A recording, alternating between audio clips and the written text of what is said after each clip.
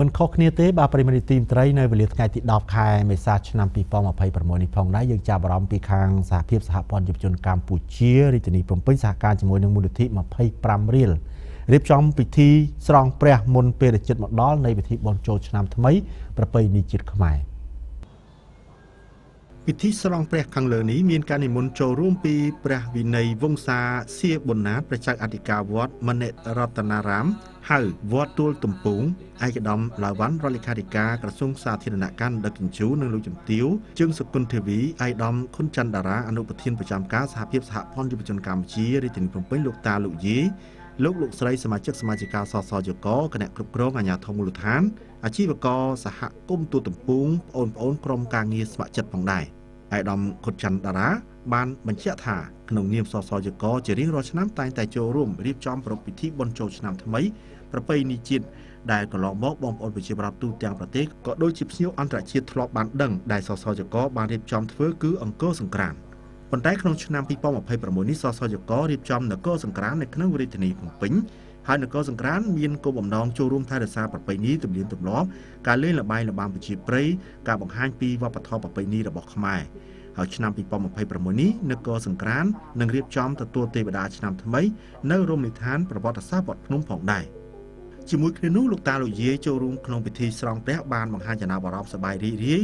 និងសូមគោរពជូនពរដល់ប្រមុខរាជរដ្ឋាភិបាលសូមឲ្យមានសុខភាពល្អបន្តដឹកនាំប្រទេសជាតិឲ្យមានភាពរីកចម្រើននិងជូនពរដល់បរិយាកងទ័ពសូមឲ្យមានកម្លាំងកំហែងការពារប្រទេសជាតិនិងឈ្នះអង្គមេសត្រូវដែលកំពុងឈ្លានពានទឹកដីស្រង់ព្រះនេះគឺខ្ញុំមានអារម្មណ៍សប្បាយរីករាយខ្លាំងហ្មងចាពីក្រុមហ៊ុនមីតាល់ចាគាត់ផ្ដើមធ្វើកម្មវិធីស្រង់ព្រះនេះមកយើងខ្ញុំសូមជូនពរដល់ថ្នាក់ដឹកនាំរបស់យើងចាសូមឲ្យលោកមាន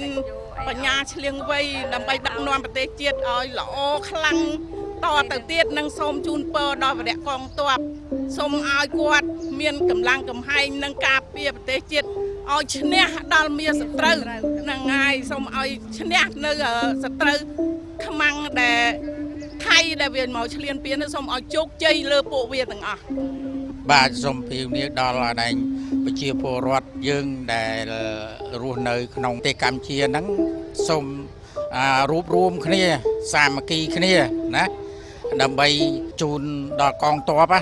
នៅឱកាសបុណ្យចូលឆ្នាំនេះខ្ញុំសូមឲ្យកូនចៅទាំងអស់អញ្ជើញទៅវត្ត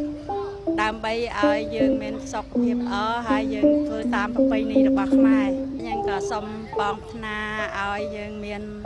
ឆ្នាំថ្មីសុខភាពល្អជ័យជំនះឲ្យប្រទេសជាតិយើងមានសេចក្តីចម្រើនរុងរឿងទីបញ្ចប់សូមអរគុណដល់ម្ចាស់ទានដែលបាន